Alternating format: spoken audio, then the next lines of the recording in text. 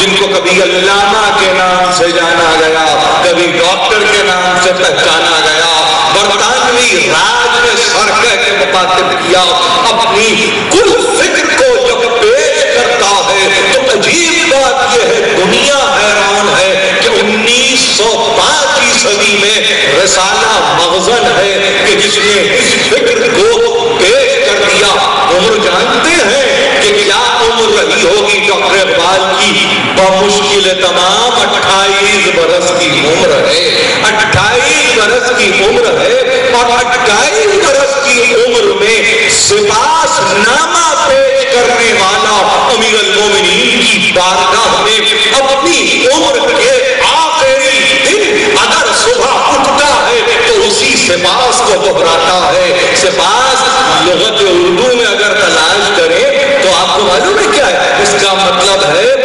دل اور زبان سے کسی کا شکر ادا کرنا، شکریہ ادا کرنا نہیں۔ میری بات کو بہت غور سے سنیے، سپاس سے جناب امیر باقیات اقبال میں یہ سپاس نامہ موجود ہے،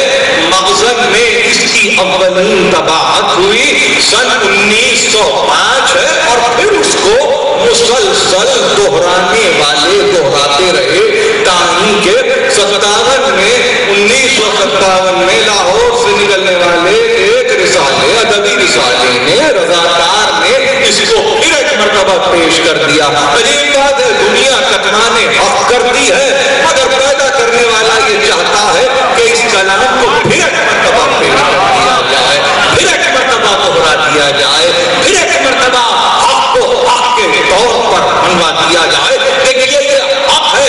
تعریف سے دنیا حیران ہے۔ اب طبیان ایک دائرے کے تفسیر کی کتاب ہے، بعد میں بات آئی تو یاد آئی، اور یہ جامع علوم قرآن ہے۔ شیخ الطائفہ ابو جعفر محمد ابن حسن طوسی، ان کا سنہ وفات 460 ہجری ہے۔ حیران ہے، حیران ہے، وَيُحِقُّ اللَّهُ الْحَقَّ بِكَلِمَاتِهِ وَلَوْ كَرِهَ الْمُجْرِمُونَ۔ اس کی تفسیر میں حیران ہے، کہتے ہیں ایک نہیں، دو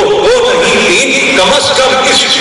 آیت کے ضمن میں انہوں نے 3 باتیں کہتی، کہا اس کے 3 معنی ہو سکتے ہیں۔ پہلے معنی تو یہ ہو سکتے ہیں کہ ہاں وہ جو موسیٰ سے وعدہ کیا گیا تھا کہ سحر کو باطل کر دے گا، وہ وعدہ ہے جس کو وفا کیا گیا۔ ایک منزل اور آگے بڑھ کے شیخ طوسی نے کہا کہ یہ وہ منزل وہ ہے کہ جس کے متعلق بیان اس طرح سے کیا جاتا ہے کہ وہ جو لوح محفوظ اذبات میں جس کو محفوظ کیا ہے حق کے لیے، اس حق کا اظہار یہاں کیا گیا ہے۔ یہ شیخ مفید ہے، 460 ہجری ہے۔ یہ تیسری صورت یا تیسری گنجائش اس آیت کی تفسیر میں انہوں نے یہ کی ہے، اور یہ کہا ہے کہ ایک صورت یہ بھی ہے کہ وہ آیات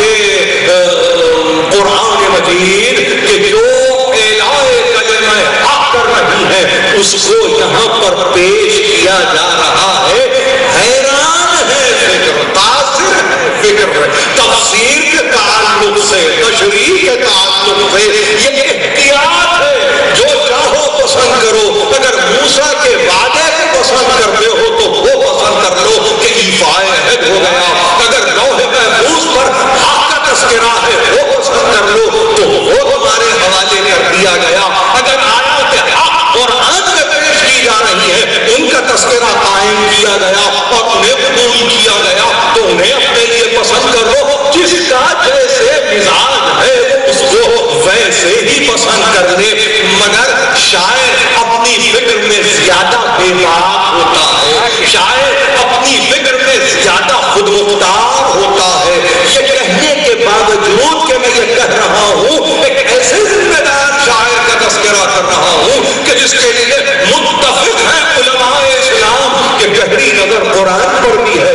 گہری نظر سیرت پر بھی ہے، گہری نظر تاریخ پر بھی ہے، گہری نظر علم حدیث پر بھی ہے، گہری نظر علم رجال پر بھی ہے، مشرق و مغرب کے فلسفے سے واقف ہے، عربی اور فارسی ادب پر ایک نگاہ رکھتا ہے، تعمق پسند ہے، عمیق گفتگو کرتا ہے، اور جب ایک مرتبہ دل و زبان سے شکرانہ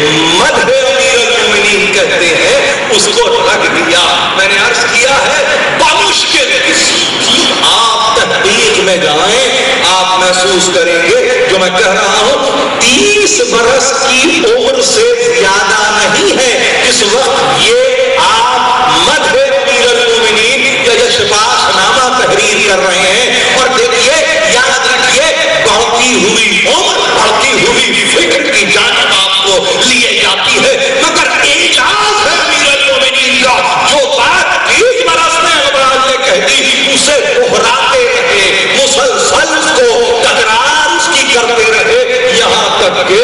وہ جس نے کہا کہ دم نکل رہا تھا اس صبح بھی اس نے سنا کہ اسی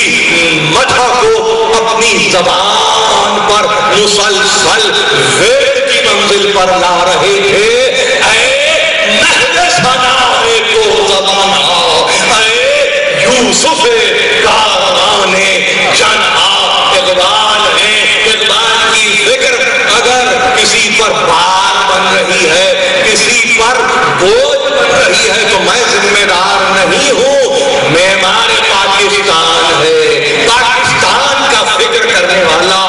مغز پاکستان ہے پاکستان کی سوچ دینے والا مسلم امت کی تشکیل کا تذکرہ کرنے والا نشاط ثانیہ کا علم بردار تجدید اور فقط تجدید نہیں بلکہ تجدید کے نتیجے میں ہونے والی تقلید تک انسان کی رہنمائی کرنے والا اقبال لفظ کم نہیں تھے فکر کم نہیں تھی مگر کہاں سے وصف کو بیان کیا ہے کہاں سے مدحت کا آغاز کیا ہے. اے مہد ثنائے تو زبان ہا.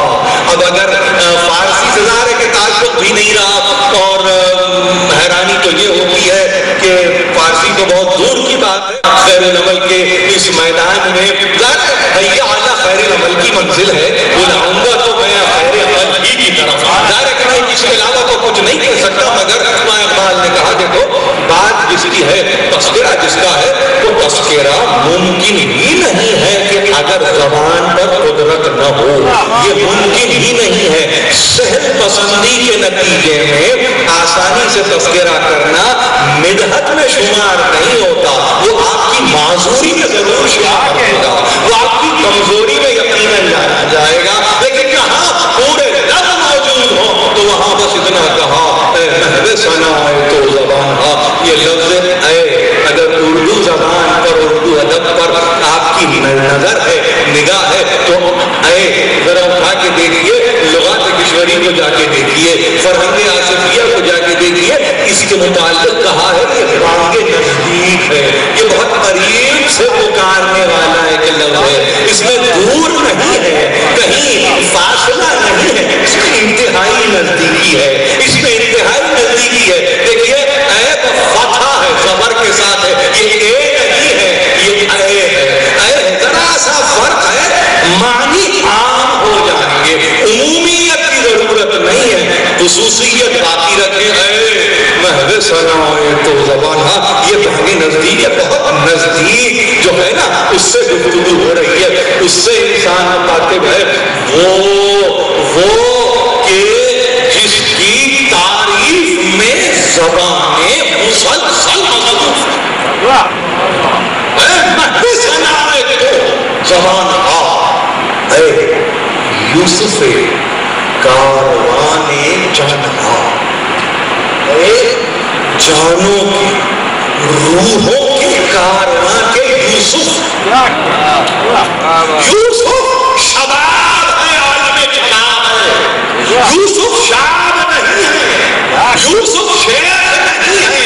یوسف پیر نہیں ہے یوسف بزرگ نہیں ہے یوسف بوڑھا نہیں ہے یوسف ہر دور میں یوسف ہے